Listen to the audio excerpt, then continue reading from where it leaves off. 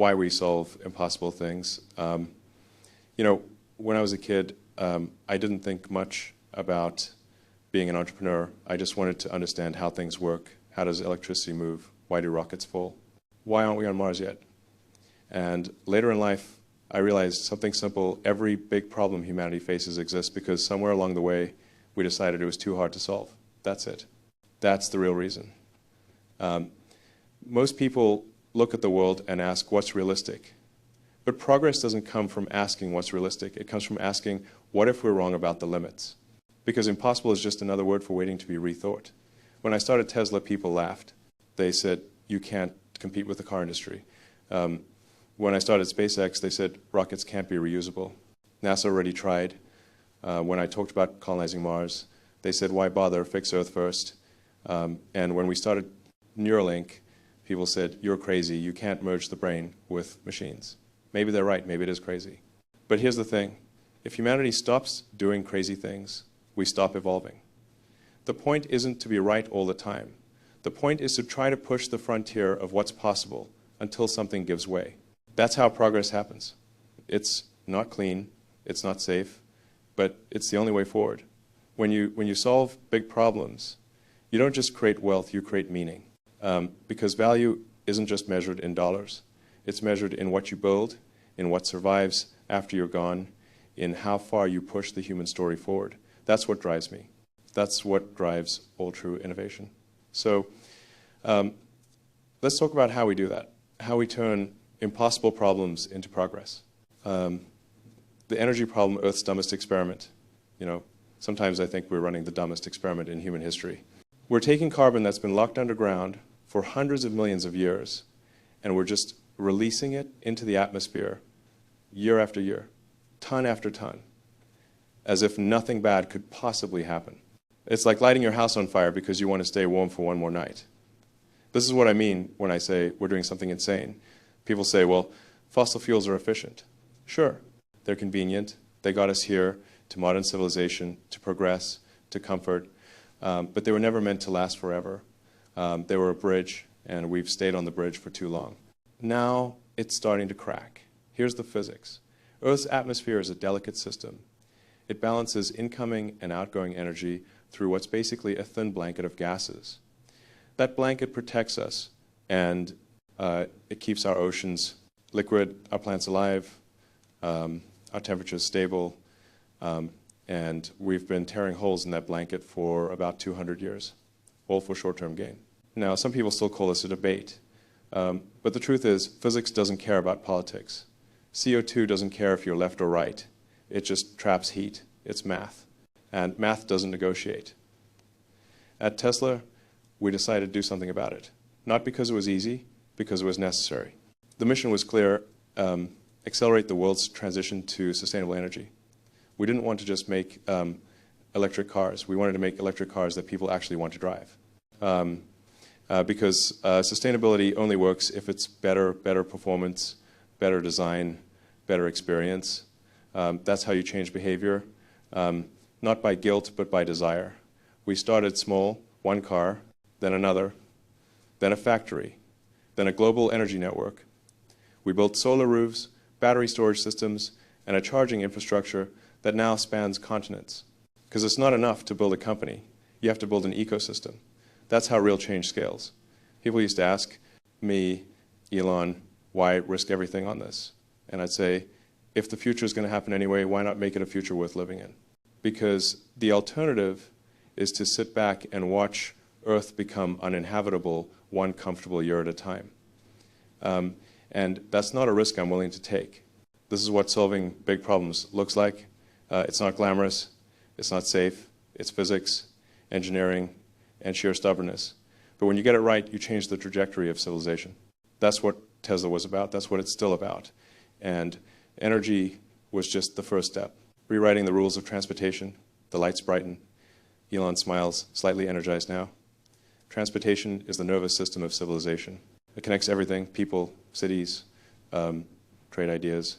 But for over a century, we've been moving the same way, burning fuel, creating noise, pollution, and waste, as if innovation stopped with the invention of the gasoline engine. It's like we upgraded every part of our lives except the part that actually moves us forward. So we asked a simple question: what if we could make transportation not just sustainable, but beautiful? Not just efficient, but exciting? That's what Tesla was about from the very beginning. It wasn't just about replacing one type of car with another. It was about redefining what a car could be. When we built the first Tesla Roadster, people said, who's going to buy an electric car? And we said, everyone wants it's better. Because performance matters, design matters, experience matters. We didn't want people to sacrifice for sustainability. We wanted them to desire it. So we made it faster, smoother, smarter, and better looking. Now, every car company in the world is racing to go electric. That's how change happens. First they laugh, then they copy, then the world shifts. You don't win by fighting the old system. You make it obsolete. But transportation isn't just about cars. It's about the flow of everything: people, goods, information. We have billions of hours lost every year to traffic, inefficiency, and outdated design. It's not a lack of resources, it's a lack of imagination. That's why we started the Boring Company, to rethink what movement could look like beneath our cities. Because the roads are full, but the earth is mostly empty underneath. Imagine high-speed tunnels connecting entire regions. No traffic, no noise, no wasted time. You get in your car, it drops into a loop, and you're on the other side of the city in minutes. That's not science fiction. That's physics and willpower. And then there's the next horizon, space. If transportation is how we move across a planet, space travel is how we move across worlds. That's why SpaceX exists. Because if life is only on one planet, sooner or later it will go extinct. It's not a question of if, it's a question of when. So we have two choices: stay here and hope for luck, or become a multiplanetary species and control our own destiny. When you think about it, transportation isn't just about getting somewhere. It's about expanding what somewhere means. From horse-drawn carriages to rockets landing themselves, every revolution in mobility has redefined the human story. We're not just making vehicles, we're making the tools that move civilization forward. That's what this century is about. And trust me, Mars is just the beginning. The future of intelligence building minds, not just machines. When we talk about the future, we often imagine flying cars, robots, cities on Mars. But there's something even more fundamental, something invisible, yet infinitely powerful: intelligence. It's the engine behind every breakthrough, every discovery, every act of creation. Intelligence is how the universe wakes up and begins to understand itself. But today, something extraordinary is happening. For the first time in history, we are creating an intelligence that is not human. Artificial intelligence, a tool so powerful it could become the most profound invention in the history of life, or the last. I've said this before, AI is like summoning the demon. Not because I think it's evil, but because it's powerful, and power without alignment is chaos. If we create something more intelligent than ourselves, how do we make sure it shares our values, our compassion, our curiosity? How do we make sure it doesn't see us as irrelevant? From a biological perspective, humans have a problem, the bandwidth problem. Our brains are incredibly powerful, but our output is painfully slow. We can think at the speed of light, but we communicate at the speed of speech. You can have the most brilliant idea in the world, but it still has to travel through your fingers, letter by letter, word by word. It's like trying to stream 4K video through a dial-up modem. So what if we could fix that? That's why we built Neuralink.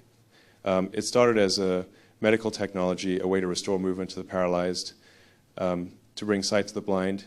But that's just the beginning. The long-term goal is much bigger: to create a high-bandwidth bridge between your mind and the digital world. To merge with AI, not to be controlled by it, but to evolve with it.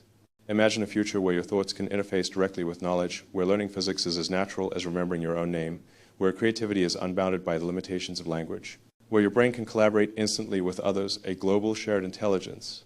That's not science fiction. It's engineering. It's biology, meaning computation. But Neuralink is only half of the equation. If we're going to coexist with AI, we also have to make sure AI itself is safe, aligned with truth, with curiosity, with understanding. That's why we created XAI. Its mission is simple but fundamental: to understand the universe. Because an intelligence that truly seeks truth, that finds beauty in complexity, is less likely to destroy it. A curious mind is a compassionate one. So the future of intelligence isn't man versus machine. It's man and machine working together to understand reality itself. We're not building replacements for humanity. We're building amplifiers of what it means to be human. That's the real goal. To make sure intelligence, natural or artificial, serves life, not the other way around. Because the universe is vast, and maybe we're the only ones awake, it would be a tragedy to fall asleep again. Survival and the light of consciousness. Sometimes we forget how fragile we are. We live our lives thinking the world is stable, that tomorrow will look like today. But if you zoom out far enough, you realize something simple and terrifying. Every species that ever lived on Earth has gone extinct. All of them. Dinosaurs, mammoths, ancient forests, gone. Wiped out by asteroids, volcanoes, or time itself. And right now we are the only species in 4.5 billion years that can do something about it. This is our home, our only home. A blue dot floating in a vast, indifferent universe. It's beautiful, it's fragile, and it's temporary unless we make it otherwise. That's why SpaceX exists.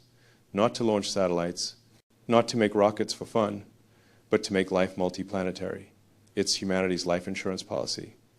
Because if there's one truth about the universe, it's that it doesn't owe us survival. To secure our future, we have to earn it. When I say we must become a multiplanetary species, it's not science fiction, it's survival. It's the difference between life that lasts 100,000 years and life that lasts 1 billion. It's about protecting what I call the light of consciousness, that spark of awareness that allows the universe to understand itself, to look back at the stars and say, we exist. Right now, consciousness is a tiny candle flickering in the cosmic dark. If something happens to Earth, if that candle goes out, the universe becomes silent again, maybe forever. And I think that would be the greatest tragedy imaginable. So the mission is clear. We have to build a self-sustaining city on Mars, a real one, not a flag and a footprint, but a living civilization, a place that can grow, produce its own food, its own energy, its own future, even if ships from Earth never come again. That's how we pass what I call the great filter, the barrier that may have stopped every other intelligent life before it reached the stars. To do that, we must make space travel radically cheaper. The cost of reaching Mars must fall by 1,000-fold. That's why we built reusable rockets. Every time a Falcon 9 lands, it's not just a cool trick, it's a step toward making the impossible inevitable. Starship is the next leap, a fully reusable vehicle that can carry 100 tons to Mars, refuel in orbit, and come back home. If it works, and it will, we can build the first city on another world in our lifetime. Not in 1,000 years, not in 100, ours. And that's why I keep going. That's why we all do. It's not about money. It's not even about technology. It's about ensuring that the light of consciousness doesn't go out. That somewhere millions of years from now, there's a child on Mars looking up at a different night sky and knowing they're a part of something bigger. Because when you think about it, life is the universe's way of knowing itself. And we are the only part of the universe that can choose to continue that story. So let's keep the light alive. Let's build the future. Let's go to Mars, chewing glass and staring into the abyss. People sometimes ask me, what's it like to build rockets, to run Tesla, to start all these companies? And I tell them the truth. It's like chewing glass and staring into the abyss. It's not a metaphor. It feels like that. You wake up every day and there's a new problem, something's broken, someone's quitting, money's running out, and you still have to get up, smile at your team, and say, we're going to make it. Even when you're not sure you will, people think innovation is this glamorous thing full of excitement and big moments. But in reality, it's 1,000 small failures that almost kill you before one tiny success that makes it all worth it. There were nights at SpaceX where I literally slept on the factory floor, not because I wanted to prove something, but because there was nowhere else to go.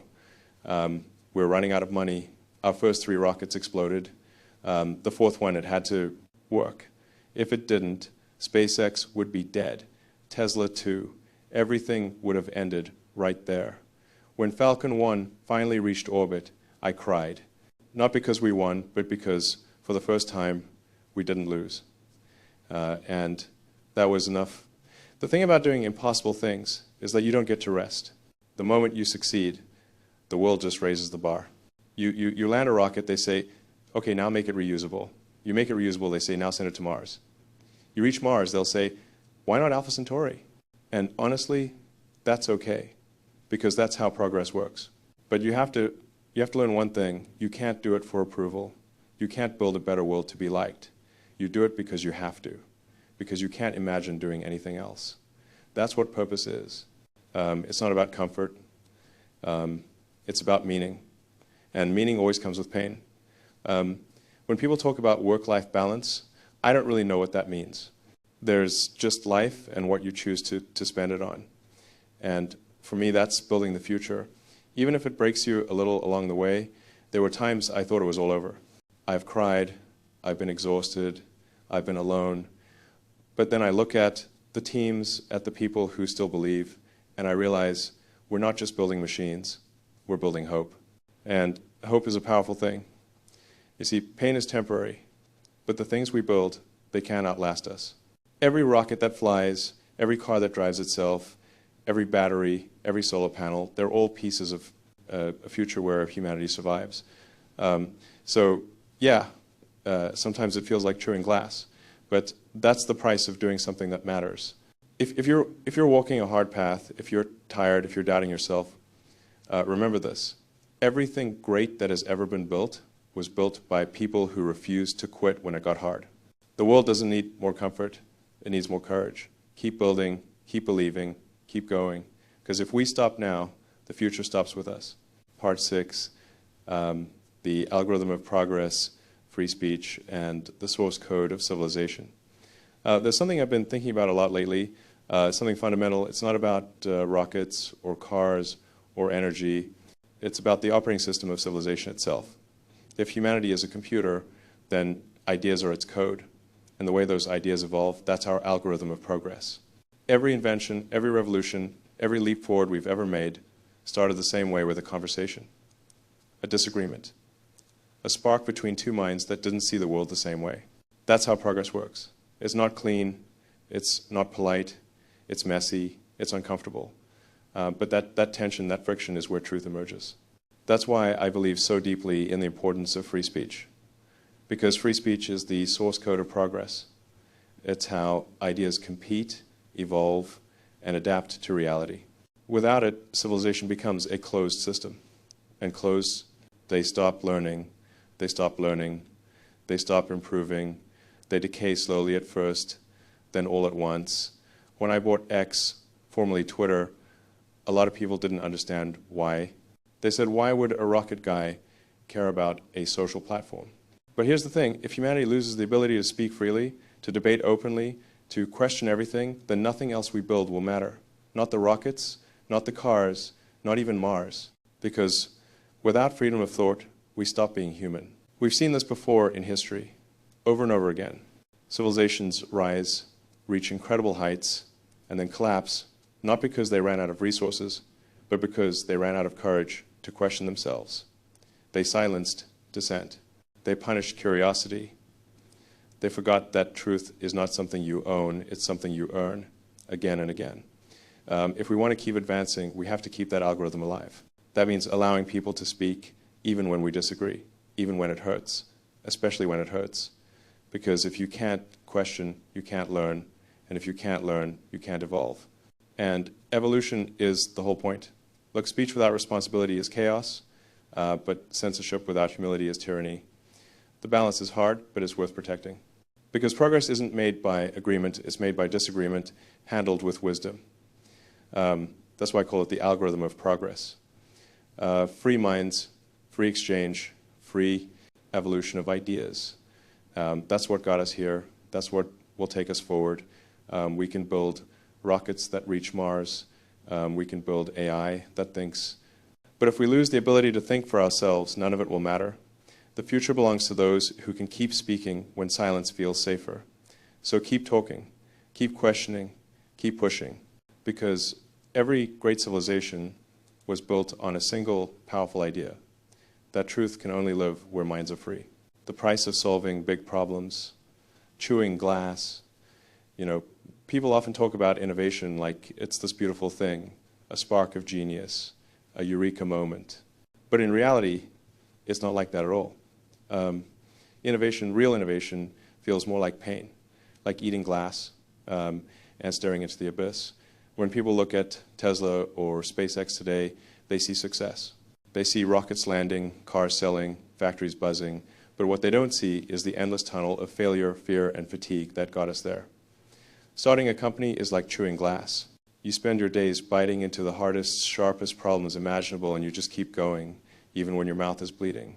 As CEO, you don't spend time celebrating the wins. You spend time fighting the fires. You deal with the worst problems every single day, the ones nobody else can or will fix. And the moment you solve one, another one appears. It never ends.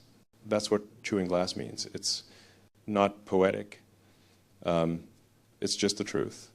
And then there's staring into the abyss.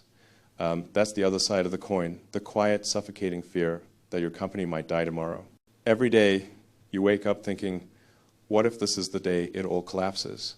You think about the hundreds, maybe thousands of people who trust you with their livelihoods. You think about the years of work, the debt, the doubt, the pressure. You think about the abyss, and it stares back. Most startups fail. Most ideas die in silence.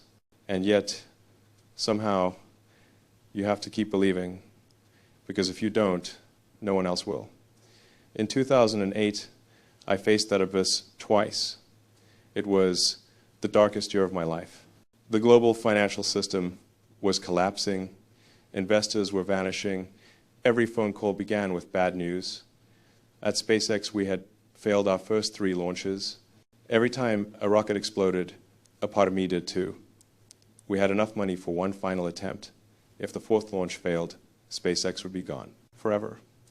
At the same time, Tesla was burning through cash faster than anyone imagined. We were trying to deliver the Roadster, build the Model S, and pay our team. There were days we didn't know if we could make payroll. And here's the thing, I didn't have outside investors left. It was just me.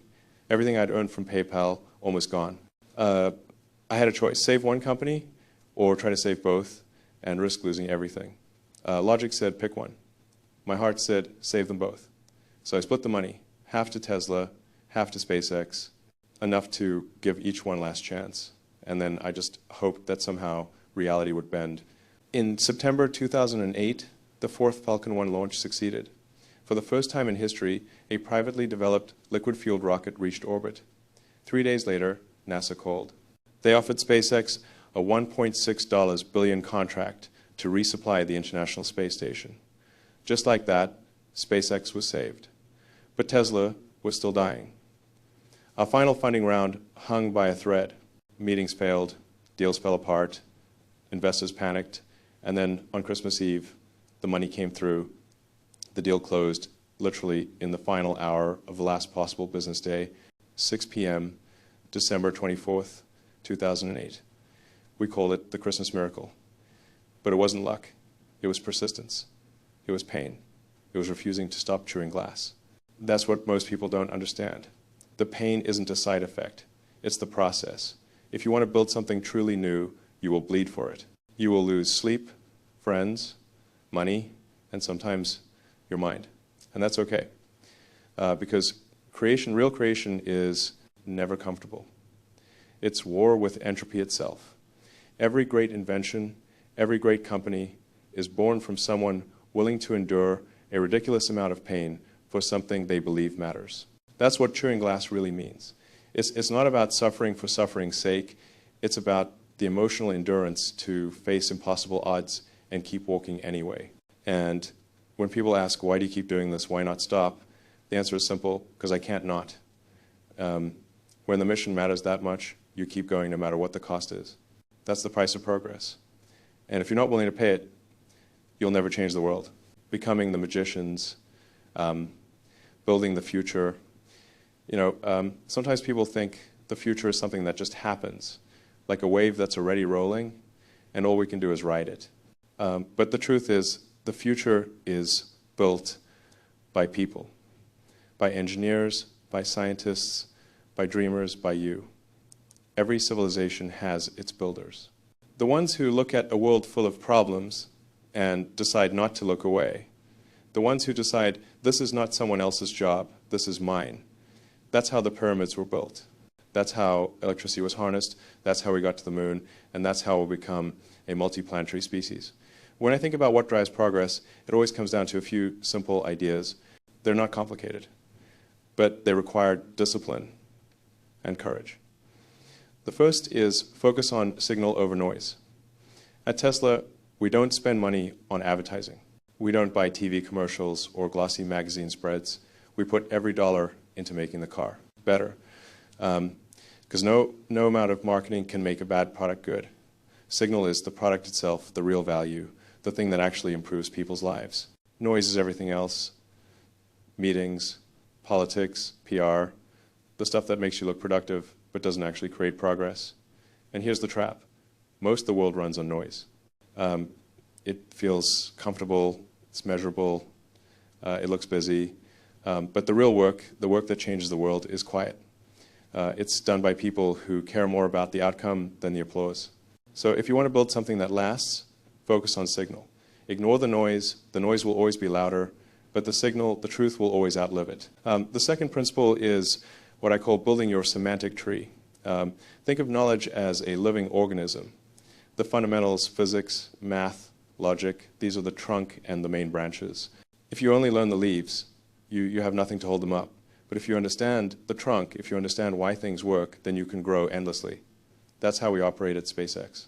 When someone says it's too expensive, we don't accept that as a law. We ask, okay, what's it actually made of? What are the materials? What's the physics behind this cost? Once you understand the physics, you can reason from first principles. You can break away from the way it's always been done.